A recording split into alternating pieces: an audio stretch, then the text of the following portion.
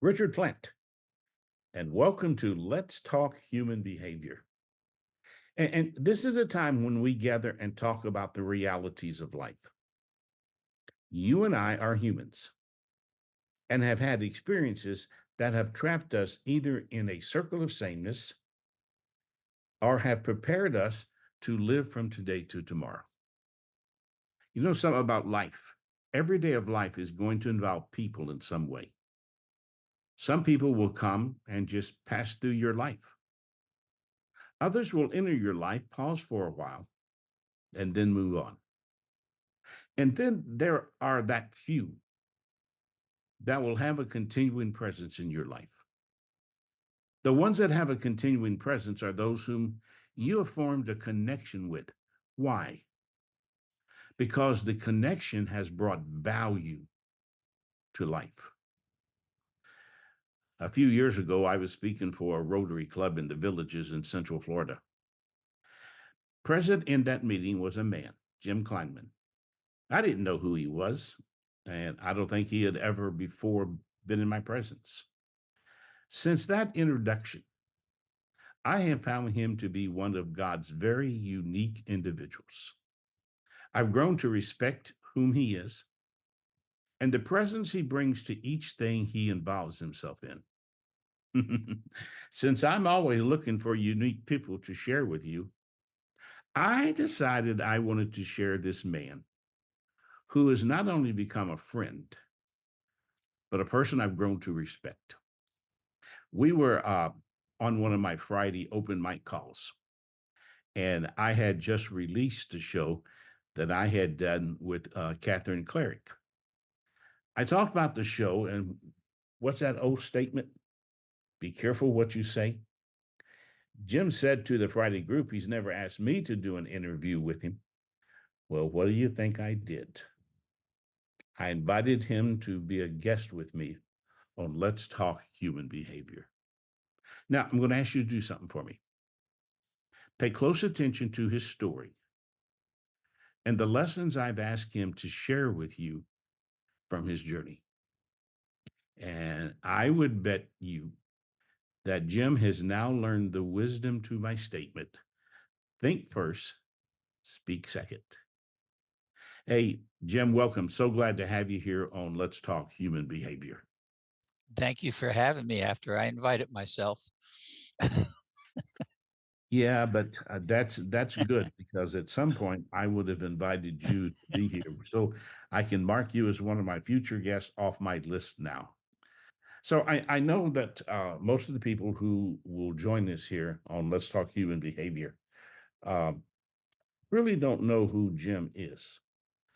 So walk us through your life because it's a very unique, like, and you and I have talked about this. We have some similar yesterdays, but yet on a different path. Well, if I start at the beginning, I'd have to go back to where what I usually tell people. Uh, in our society, people always say to you, "Who are you?" And my answer is a bit unusual. Most people just simply give their name, not me. I turn around, I tell people that I'm a son, that I'm a student, and that's an important part, student. That I'm a husband, a father, I'm an uncle, a cousin, a minister, and a friend. I really am all those things. Excuse me. It's hard to imagine that one person could be into such a large package, but there I am. But I guess now it's who am I today? Well, to get to today, I have to journey backwards. Uh, it's amazing that at my age, I recall things back as far as when I was 4 years old. Uh, I remember when my mother got married to Harry Chrissy, uh, and I was happy because all of a sudden I had a dad, I had aunts, I had uncles, I had cousins, I had all the things that I had been missing thus far in those first 4 years of my life. Unfortunately, his family never accepted me. And it may seem silly, but He was truly an Italian family, and I was not of his blood. So therefore, they felt that I was a nobody. And unfortunately for me, they treated me that way too. In school, during that period of time, um, I got picked on a lot when I was a kid. And one of the reasons I got picked on is because my mom's name was Chrissy, and my name was Klynman. So people used to laugh at me and tease me and tell me, "Oh, you must be adopted," and they didn't want to give you their name and all that kind of stuff. Let me tell you something. When you're a kid, that's really hurtful, and unfortunately, that hasn't changed in our society today. Kids are mean to each other. That hasn't changed. So I guess I decided it was time for me to rebel, and I did. Uh, I rebelled when I was a kid in school. And it got to the point that my mom was getting phone calls almost every other day from the school because of my bad behavior.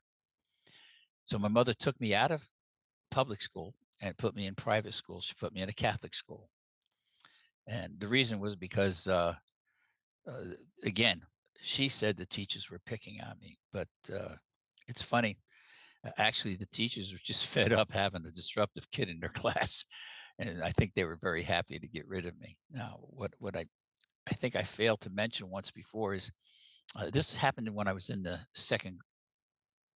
first grade, excuse me. I was actually in the first grade when this happened.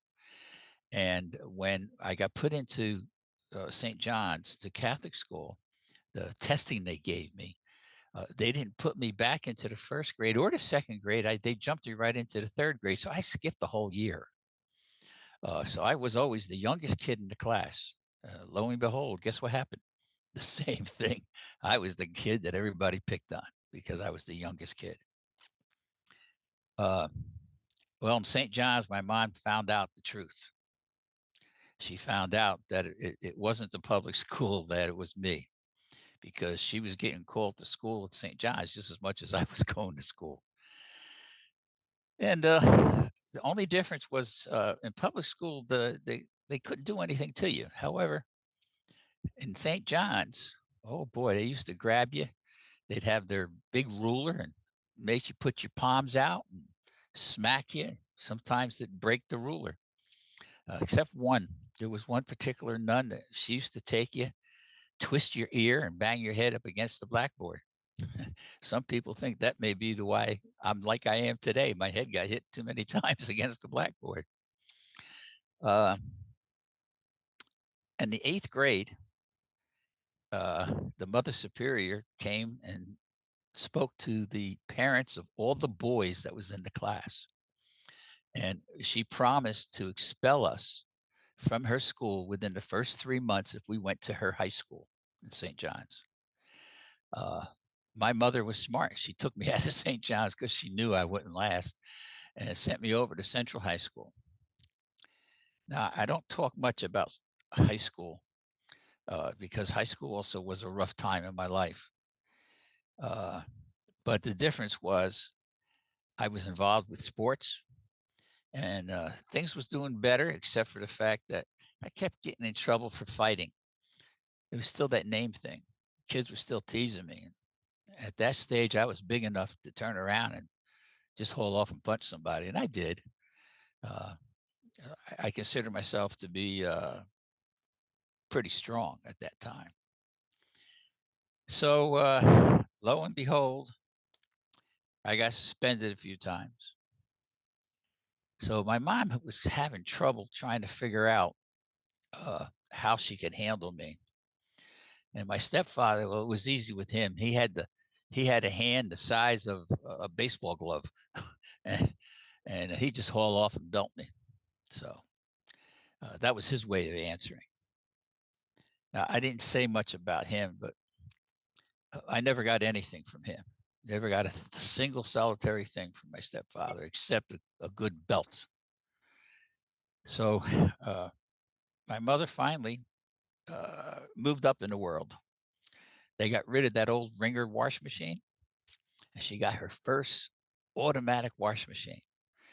There was a piece of hose left over about 18, 20 inches long. Well, that became my mother's tool. Whenever my mom wanted to hit me, that's what she used. I got beat with a rubber hose. Uh, I know a lot of people find that hard to believe, but that was what she did.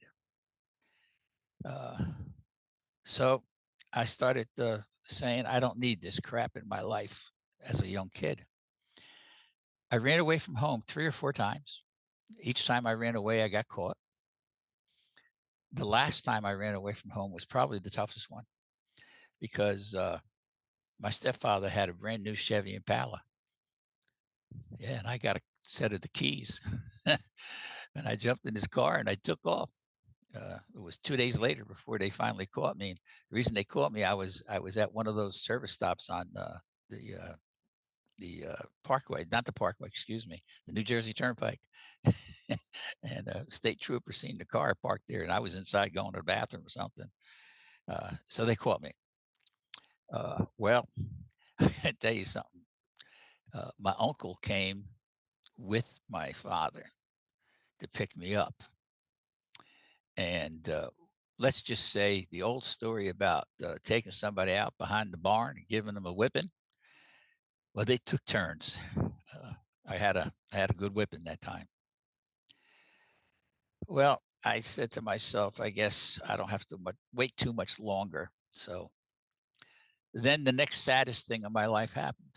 Uh, my whole life, the only person that I was able to ever go to was my grandfather.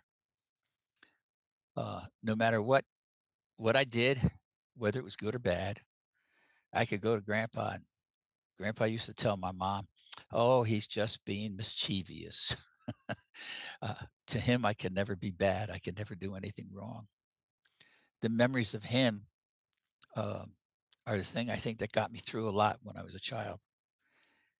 Uh, he was uh, he was my love, and he is still to this day. Uh, it's tough for people to understand that, but I never felt love in my life, not from my mom, and not from my stepfather or from his family. Uh, right after my 17th birthday, my grandfather got sick, and my mom and I were there, and he had to go to the hospital. So he was a little frail man. I picked him up and carried him out of the car, put him into that Chevy Impala that I had stole once before, and my mom and I drove him down to the East Orange VA hospital, where I actually carried him in. Then they put him on a gurney. He lasted a couple days, but before he passed, my grandfather told me how much he loved me. And excuse me, one of the things he told me was that he wanted me to have a better life than I've had. He wanted me to go into the service. That was his wish. He felt that if I went into the military, that would help make a man out of me, and it would help correct a lot of the wrongs that I had experienced within my life. So after Grandpa passed, I told my mom that she either signs for me to go into the service or I'm going to run away from home again until I'm 18, and then I can go in without her permission. She believed me. She went down to the recruiting office with me. She signed the papers for me to go ahead and go into service. So I did what he asked me to do.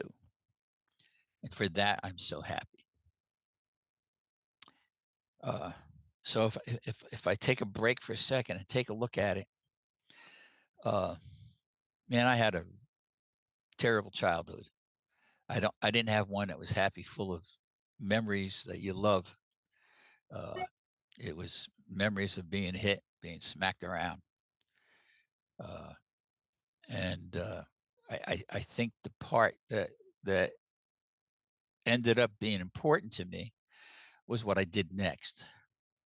No, I knew Harry was my stepfather, and my mom never talked about my father or my father's family. It was like they never existed.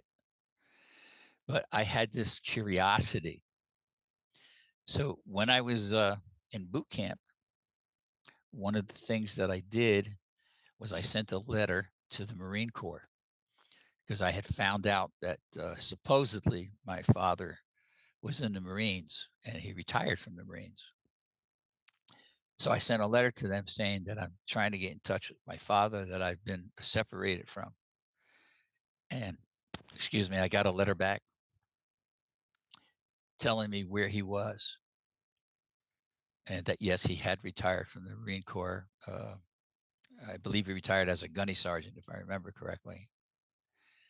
So I sent him a letter, and that letter came back to me via a reply from him. And what he said to me is, "I am not your father. Take a look at your birth certificate."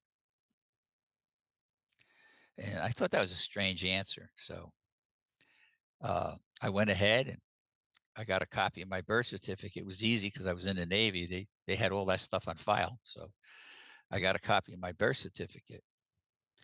So my full name is James Henry Klynman. The name of my father on the birth certificate was Walter Henry Klynman. My mother was married to Leonard Klynman. So lo and behold, my uncle was actually my father, and my father was actually my uncle. Uh, my mom had an affair with her brother-in-law, and I was the result of that affair. Um, so all this I learned when I was still a kid in boot camp. But now, when you go into the service, when you're in boot camp, one of the first things they do is they give you all these types of aptitude tests. So I took all these testing, and I guess the test results that the way they read them, that I might be good for some things that were not of the ordinary nature. So I had special training. Now I did my regular training with my company in boot camp, but probably 3 or 4 nights a week, I had special training that'd be gone for a few hours. Uh, and that kept going until I graduated from boot camp. And then I got some more special training. I got sent to some places. Uh, One of the things is I was sent down to sub school where I learned how to escape going through the water tank. You know, that was so I could be released from a submarine if needed be. So I received my regular duty assignment. However, I kept getting TDYs. TDYs are temporary duty assignments, where I would leave my regular duty assignment and I'd go off for some kind of thing, and I would come back to my duty assignment. And unfortunately, these were all things that you were not allowed to talk about. Long story made short, years later, there was an article that came out about ASA, which was a group which is actually an Army group, but they actually had members from other services that were at times temporarily attached to them. And you would go off and you would do whatever it is they told you to do and come back. Uh, so I did that, and I was pretty happy at that. Uh, so I guess I found out that to me, I was good at something, and what I was good at was maybe not something that most people would be say it's a good thing to be good at. Uh, I was good at doing things quietly, sneakily. I was exceptionally good with a knife, uh, and I went on some missions that just never showed up anyplace. They were secret missions. And some of the stuff, and of course, we were told we're not ever allowed to talk about it. So there are some of the things I don't talk about, but there are some of the things that I do. And the one thing I do talk about is the day I got injured. Uh, I was on a mission and I got injured on December 29th, 1963. That day will never leave me. Over the next 4 weeks, I was transferred back to the States. And I have to admit that one of the things that was something that turned out one good time with my mom and my stepfather was that after I finally got back to the States, I can remember the night almost when they brought me into Philadelphia Naval Hospital, and they did the triage, and the doctor asked, "When's the last time you spoke with your family?" And I told him it had been quite some time, and they had these phones that they would roll over to wherever you were and plug them into the wall. And I called home, and I think if I remember correctly, it was something like 1, 2 o'clock in the morning, and spoke to my mom and told her that I was back. I was in Philadelphia Naval Hospital. She was in Paterson, New Jersey, so she was a few hours drive away. It really wasn't that far. So a few hours later, I don't know, 8, 9 o'clock in the morning, my mom showed up to see me. She told me that she received a telegram from the Navy Department saying, "Your son has been injured in the line of duty and he's being returned home to the States." And she says that during that month time, she went to Red Cross. They kept trying to track me down and they couldn't find me because every time they found out where I was, I had already been moved to someplace else. But I initially went aboard an aircraft carrier where I was in I'm going to call it sick bay, their hospital unit aboard the aircraft carrier. They catted me off of that, and I landed on another aircraft carrier where they picked up another patient. And then they catted us off of that, took us someplace else. And then finally, we landed in New Jersey, and they had what they used to call a gray ghost. It was just a bus, but it was a gray bus, a Navy bus. And they loaded us on that bus. And of course, we were on stretchers. And they drove me over to Philadelphia from the Air Force Base in Jersey.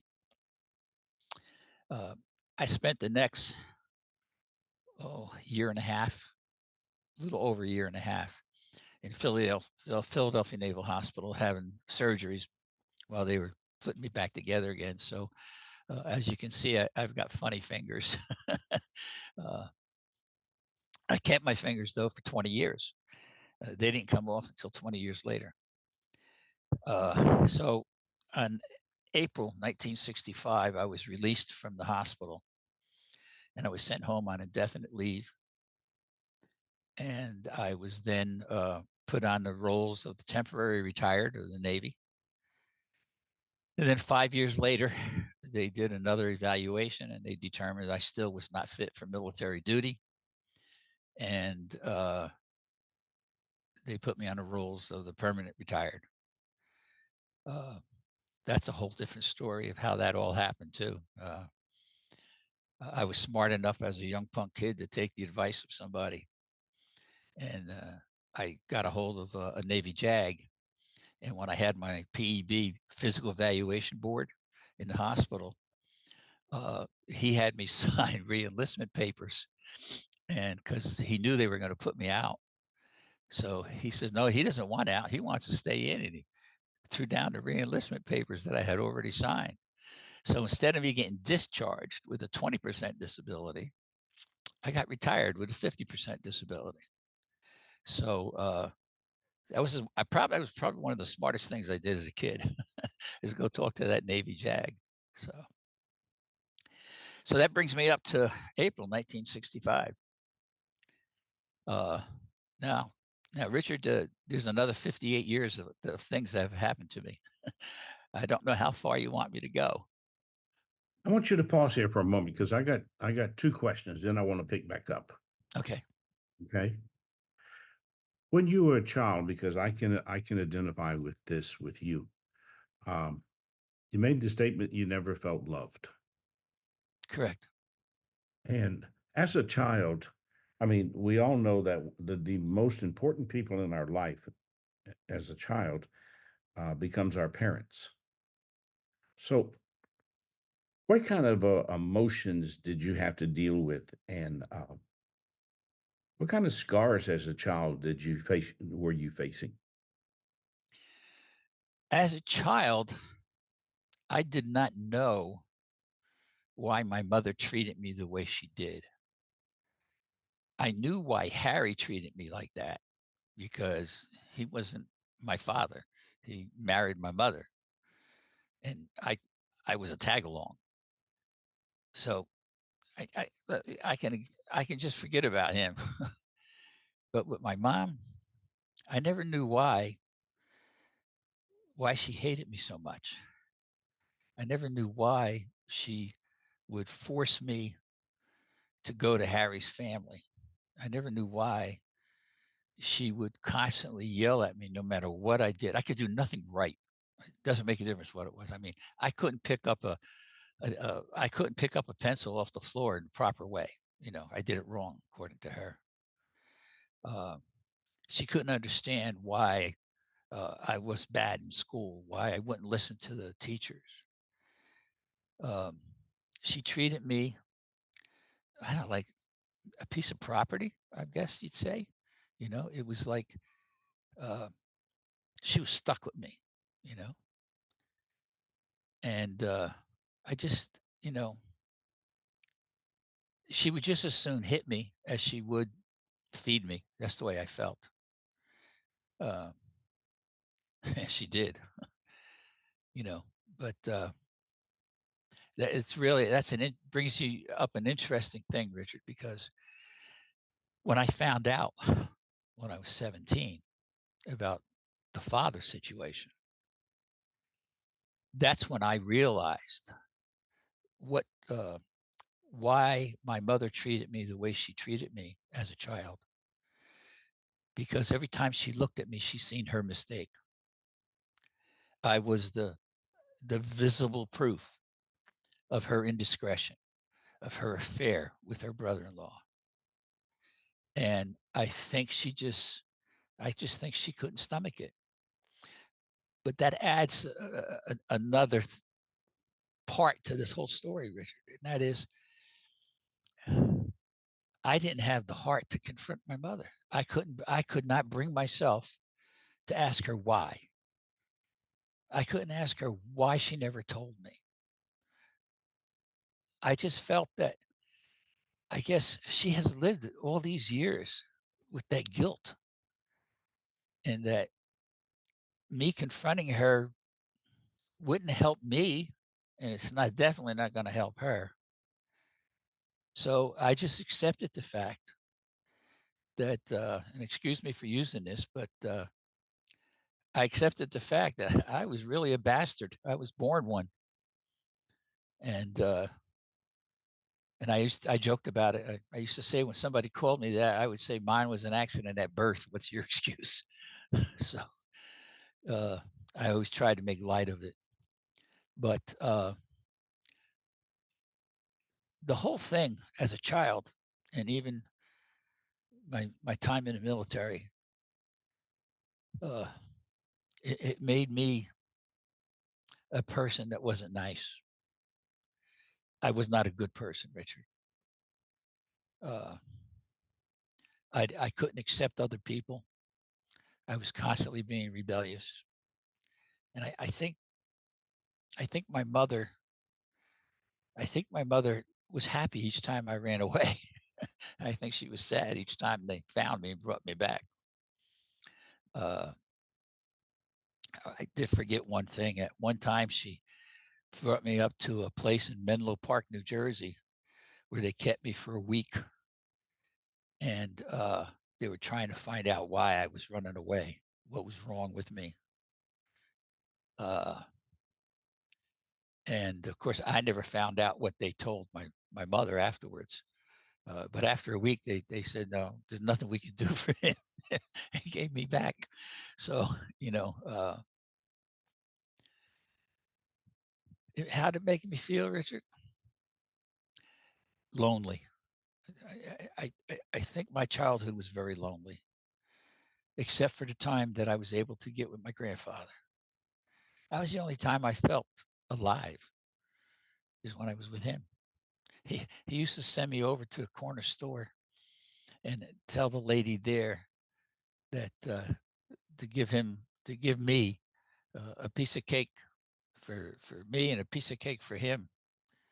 And of course, as a kid, at first I didn't understand that, but what it meant was she used to give me a bottle of 7 Up, and she'd give me a Reese cup. You know, you get two inside the package of the Reese cups. And I'd bring that back to my grandfather. He'd open up the soda, he'd pour half for me, half for him. And he'd open the package. He'd give me one Reese cup. He'd take the other Reese cup. And it was a piece of cake for him, a piece of cake for me. That has lived with me. But that was the love that I felt. That was it. Well, you know, and you and I, you know, we share that similar background from family that you know, I never knew my real mother. My real mother was a prostitute in New Orleans. I was the result of a one night stand. Home I was adopted into. My adopted mother never wanted me. I was adopted because dad wanted a son. And my mother never allowed me to feel like I was loved. And, you know, and I think this is probably true with you too. We may not have understood it, but I carried a lot of anger in me. Oh, that's why I was so rebellious. Yeah. And my rebellion was different than yours. But I think anytime as a child you don't feel loved, there is an anger that creates inside you. The salvation for you was your grandfather, Mhm. and he was that one place that you could go where I think probably you were allowed or you felt you could be Jim. Whoever that person was, you could be him. And then when you were away from there, you couldn't. And all of us have turning points in our life. And I think that promise or that conversation you had with your grandfather before he passed away, of that promise Yeah. uh, to go into the service was a turning point in your life. I remember when my adopted dad died, I had no idea who my real mother was or my real dad. But my sister, that just older than I am, found a letter from my real mom. And she showed it to me and asked me if I wanted to go meet her because she actually lived in Sarasota, Florida. And I told her no, that I had worked my way through that, and I didn't want to open up a yesterday that probably would have been for her as painful as it would have been for me. And so I made the decision that I just wanted to go on with my life. So you're out of the hospital, but and but wasn't there someone you met while you were in the hospital Oh yeah. that was also a turning point in your life? Probably one of the biggest turning points you've ever had. Well, I think you're thinking it's Patty, but no, actually, it was not her yet. She didn't come along for until later. But yeah, I did meet somebody when I was home indefinite. When I was in the hospital, I was allowed to get liberty in between surgeries and stuff. And when I was ambulatory, and I met somebody named Joanne. Uh, and when I got out of the hospital, when I got out in '65, uh, in April of '65, in May of '65, I got married. I married Joanne. Now back then, you know, I think back in the '60s, you know, if a girl told you she was pregnant, you believed her. Okay, and I believed her, and I said, okay, well, we'll get married. So we got married in May. And June 13th, it's a day I always remember. That was my mom's birthday. Okay. Uh, and that's real irony, because no matter how bad she treated me, I always loved my mom, but she never loved me. She never liked me. And to this day, I can tell you, I loved my mom, but I think now I know, I can understand why. I can understand why she was the way she was. I didn't accept it, of course, back then. But anyway, Joanne said she was pregnant, so we got married. A couple of weeks after we got married, uh, she had her monthly, and she tried to tell me that, well, she lost the baby. Well, she was never pregnant to begin with. But I figured, well, I'm going to do the right thing. So I stuck it out. And then she actually did become pregnant. And that's when my son Jimmy was born in '66. And we stayed together for another 2 years. It was either the end of '67, no, '68. Yeah, sometime in '68, '69. Uh, we broke up. And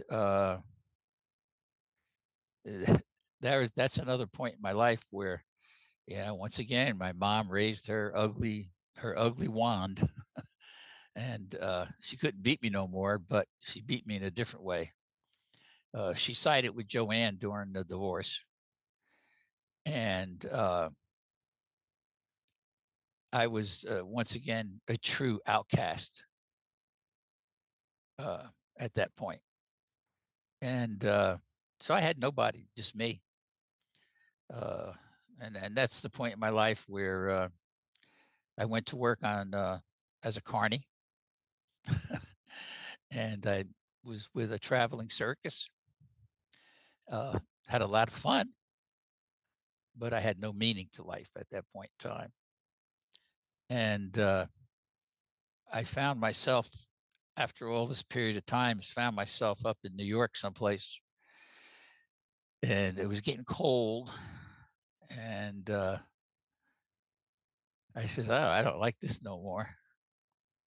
And everything I owned at that time was in an old sea bag that I had. And I went to the bus station, Greyhound bus station. I asked them, "Where's the next bus going?" And they says, "Fort Lauderdale, Florida." I says, "Give me a ticket." And I ended up in Florida.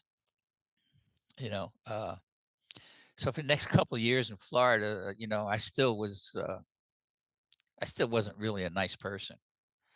Uh, I, uh, I found an easy way to make money, and that was being involved with the pot trade. Uh, you know, it worked. Uh, so things were going pretty good. Then I met a girl, and we moved in together, and things were still going pretty good. What what most people would consider good, but I still was not. I still wasn't a good person. Okay. Well, the long and short of it is that didn't work out either. So then comes the this is when I was saved, Richard. Uh, I got involved as a general partner in a limited partnership in the ownership of 10 apartment buildings, and I had to open up some bank accounts. And I went to the Dania Bank in Dania, Florida, to open up an account. And there was this beautiful blonde sitting there at the desk that was the one that opens up the accounts. Okay. And if I move, there she is today. That one right behind me. That's her. That's Patty. And she was just as beautiful back then. So anyway, I needed to open up like 10 accounts, but I only opened up one. And I went back the next day. I opened up another account. And then I think it was the third day when I went back to open up another account. She asked me, "Well, why didn't you just open these all at the one time?" That's when I told her, because I wanted to come back so I could see you. We exchanged phone numbers. Uh, Less than 4 months later, we were out in Lake Tahoe, and we got married. and that was 48 years ago. So that was the turning point in my life, Richard. That's when my life really turned. Everything between the time I got out in 1965 and until Patty was just an existence. It wasn't a life. I was not, I guess, really successful in any way. I was just existing. I lived from day to day, week to week, month to month. I didn't have any cares or any worries. Uh, and I'm just going to interject one thing at this point in time. During that whole period of time, I did everything I could to try and see my son that I had. But both my ex and my mother did everything in their power to stop it from happening. But during that period of time, every month, I sent a money order for the money that I was told I had to pay every month. And I did that. I always paid. And I was smart enough to keep all the receipts because years later, when she tried to take me back to court and she said to the judge that I never paid her anything all those years, I brought in a box of all the receipts of all the money orders. Uh, that was a smart thing that I did. So, but yeah, so the period between 1965 and 1976 is just best forgotten. It's just, it was a mess. I was a mess. We all have times in our life that we want to forget. Oh yeah. and Well, and we can make them a blur. I've done that. Okay. So now my life did begin though after I met Patty. That's when I my I hate to use the word reborn. I was reborn, and because of her, and because of her love of faith, her involvement with faith in a Methodist church, she brought me back because I had lost my faith, and she brought me back to the Lord. And Did she do a lot of that by the love that she expressed to you, and you saw a difference in her? well, not that I saw a difference. I don't think it's as much as I seen a difference in her as I seen a difference in me. Was that because of her though, and Yes, her involvement? yes, because I never knew what it was. I that feeling of love, that people have often asked, what is love? How do you know it's love? And that's oops, excuse me, her phone is going off. Patty, your phone. Excuse me, I'm sorry, Rick. You're gonna have to edit that part out, I guess. Mhm. I think she's outside feeding the birds or something. So anyway, uh, that feeling of love is something that it made me feel whole. It made me feel human. It made me feel that I was worth something. And she did that to me. Whether it's by a hug or cooking dinner that night, it may sound silly, but it's just that everything that she did, and when she looked at me, she made me feel whole. She made me feel like a person. Uh, it was something that I was alive, and I wasn't alive till then. And I think it also made me want to be a better person than what I was. And that's I went back to school, uh, got my degrees. So many different things, you know, that I did in my life was because of her. And one of the things that brought me back to faith too, besides her and going to church, was I took a course, a world religion course at Broward Community College. and looking at all the different things that was brought forth during that course made me want to learn more. And so that's when I started studying more. And unfortunately, because at this time, we're married, we got kids, I couldn't just take off and go to school full time. So I took classes 2 days a week, and it, it made me feel I was human, and I hadn't felt that. I definitely didn't feel that for 20 years after the service. Uh, she's I say often the best part of Jim Klynman is Patty, because she's what made me want to be a better person, a better husband, a better father. Uh, and I mean, we reunited with my son from the first marriage. Uh, there's a lot of things that attribute I attribute to her. The influence that she had on me, and I don't think she even knew she was doing it. And I maybe I didn't know she was doing it at that time either. It was subtle, but it was there. So yes, she is Jesus is my savior, and she's my savior. So, where would you say in his journey Jim is today? I mean, you've crossed a lot of bridges. Uh,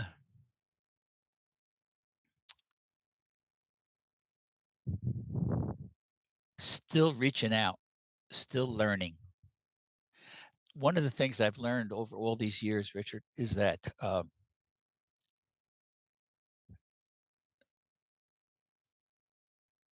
there's always something better tomorrow.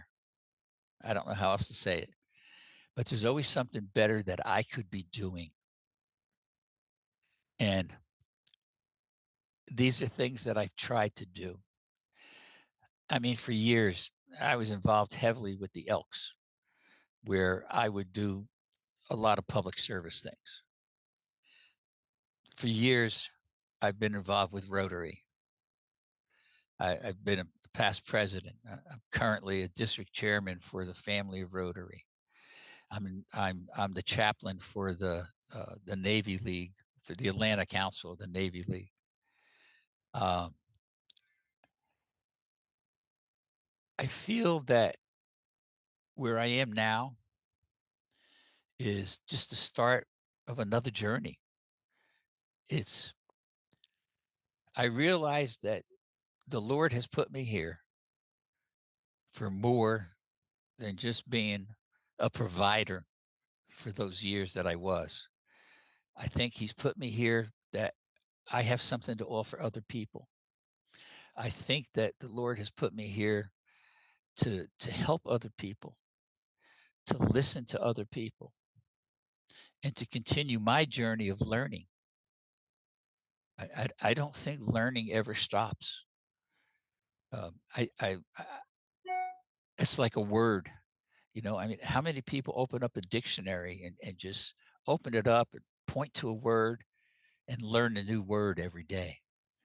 Okay, I mean, that's who I am today. I'm somebody that's constantly reaching for not the next achievement, but reaching for the next thing where I can help somebody, and maybe I can give somebody something that will help them in their journey, that they they won't have to experience what I experienced in my lifetime, which most of it was all my own fault, and I'm smart enough to know that. Okay, nobody made me do anything. I'm the one that made my own decisions.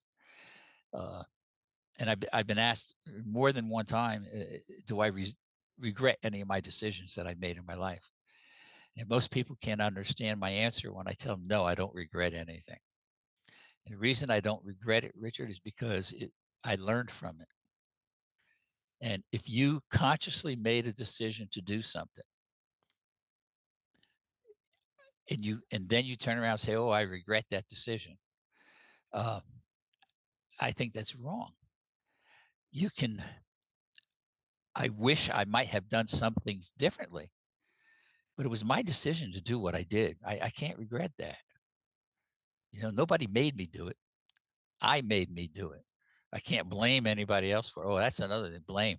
You know, when I was younger, I blamed everybody for everything that was wrong in my life. It was all their fault. Uh, and that's probably. And now I know you probably don't want to hear about this part here, but I got to tell you, okay. I I also had a third savior in my life, Richard, and that was you. When I got involved with you, I learned things through you, from you, that probably was happening in my life, but I just never knew it. You brought things to my conscious mind that that I ignored before, and I joke about it with some people. Matter of fact, the other day I was someplace and I was telling somebody, if you ever get the chance, man, you got to go to the zoo. And they looked at me and they says, "What?" I says, "Oh yeah." I says, "Go find out who you are." I says, "The best way to do that is to go to a zoo." I says, "There's actually a class that you can go to learn who you are." Okay. And but yeah, Richard, my my my yearning that I have in my life right now to continually learn, to continually educate myself, to continually be a better person than I was the day before is so important to me at this stage.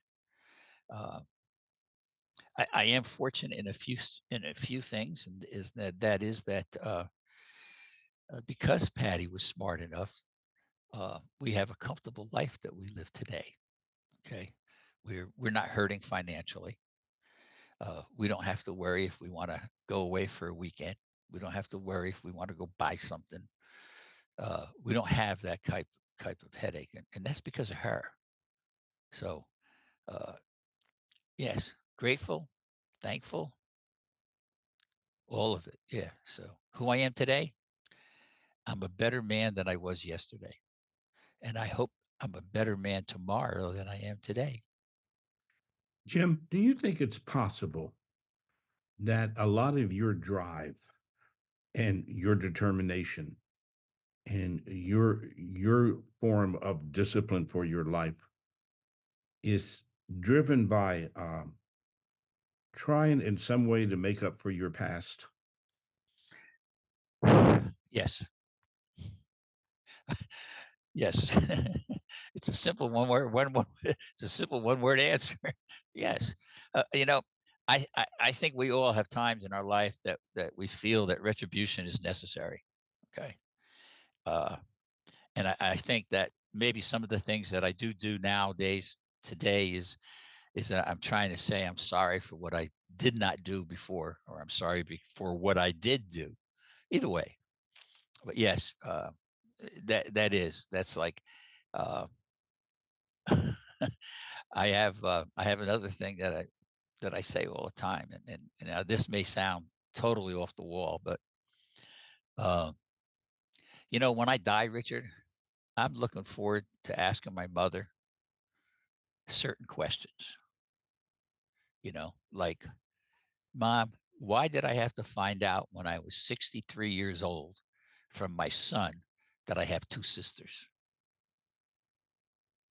Why didn't you ever tell me about that? Why didn't you ever tell me or let me have a family life with the Klynman clan? I never knew all of them. I never knew all the cousins, the uncles and the aunts, and I had. There's a whole family out there that I never knew, and I didn't find out about them till I was 63. That was 15 years ago. Before I found out I had a sister, before I met my sister. So yes, yeah, I think there is a yearning, and I think there is a part of me that wants to say, uh, Jim, you owe something. Yeah, you need to pay back somehow. Uh, and I hope I hope that by some of the things that I do, that that the good Lord sees that, and puts it in the book, so that when I get up there, He doesn't send me downstairs. Okay, last question for you. If someone came to you and wanted to know the two biggest lessons you've learned in life, just two, because I know you and I had talked about sharing 10 lessons that you'd learned. But if you could share just two lessons with people, what would they be? Mm. You know, I love asking you tough questions. Well, one of them, and I don't know which order you'd put it in, but one of them is learning how to say no. I think that's an enormous lesson that we all need, everyone needs to learn, because we all have a habit of saying yes too easily, whether it's with your family or whether it's involving your work, whether, regardless of what it is. Okay.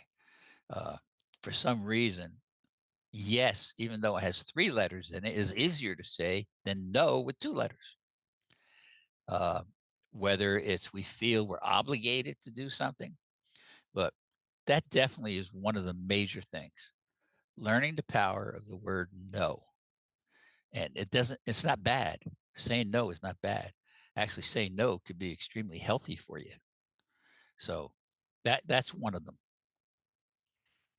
And the other one, I don't know if it's to,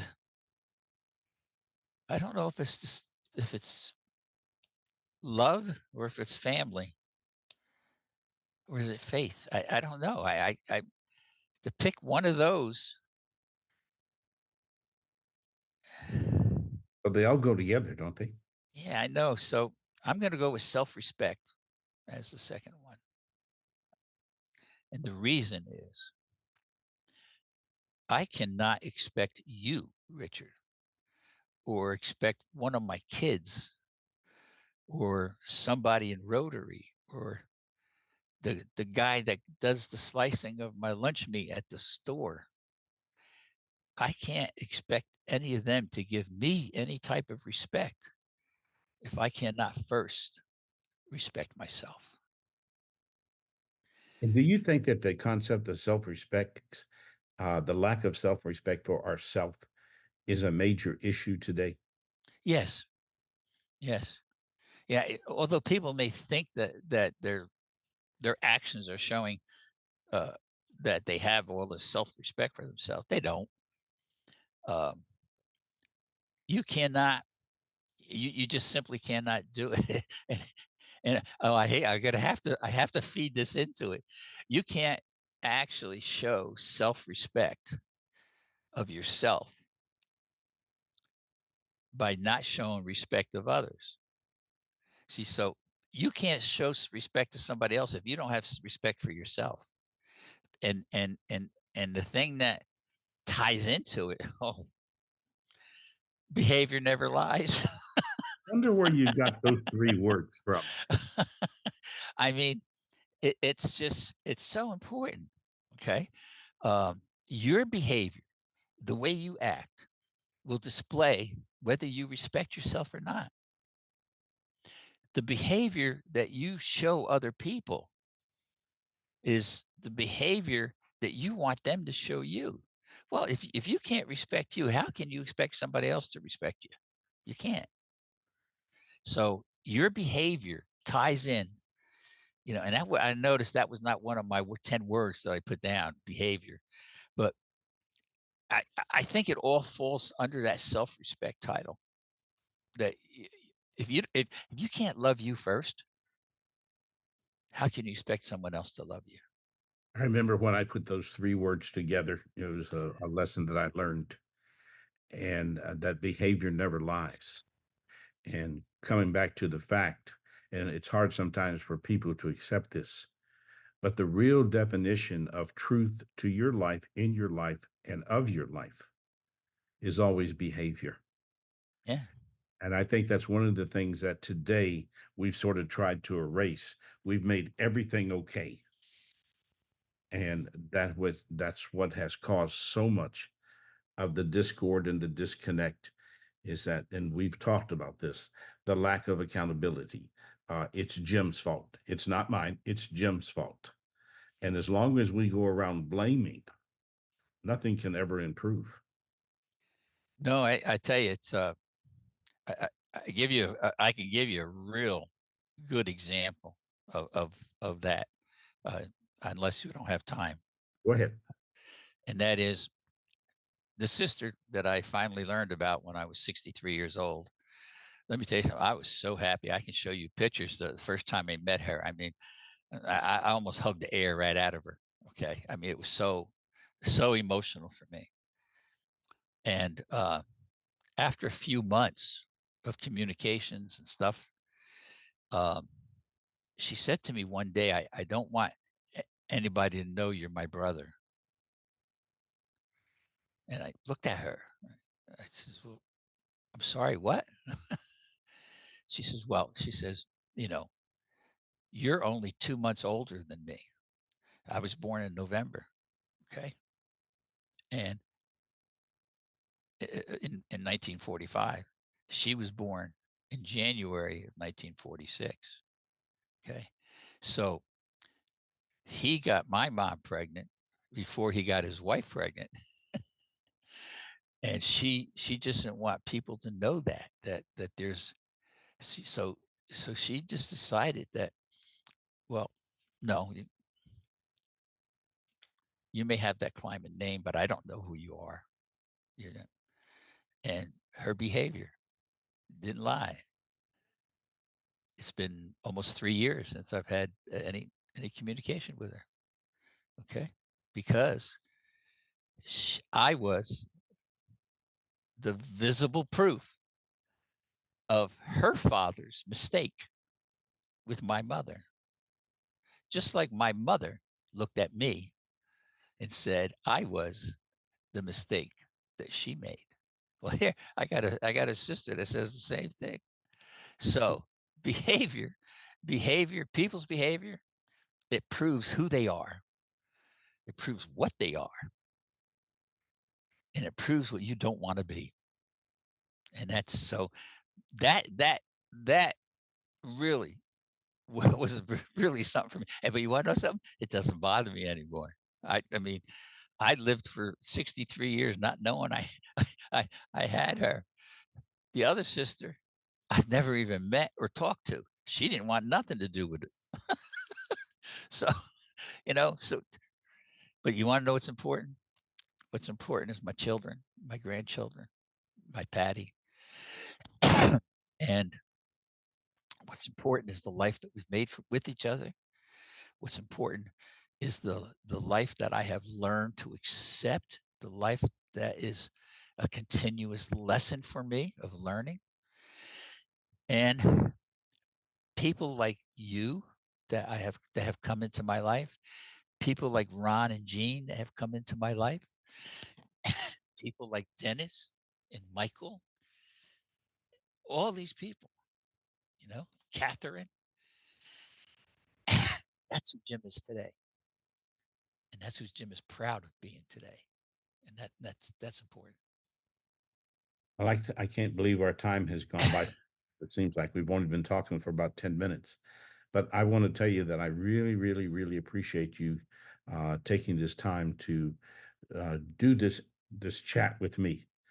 And I know that as people listen to this, um, they're going to draw from it the meaning and the importance of what we keep talking about. And that's the difference of living outside in or inside out. Yeah. And it's inside out where we have the strength, where we have the resolve, the resilience to continue to every day seek to be the person that God wants us to be. So thank you so much for this, and thank you for sharing this time with me. Thank you. And I have to tell you something.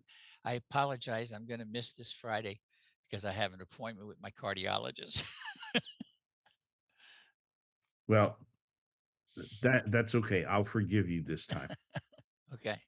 All right. And Thanks. And folks, thanks for joining us for this episode of Let's Talk Human Behavior.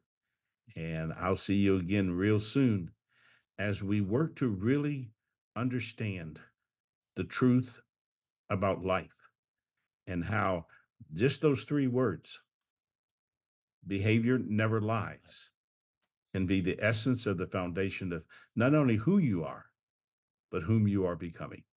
I'll see you again real soon.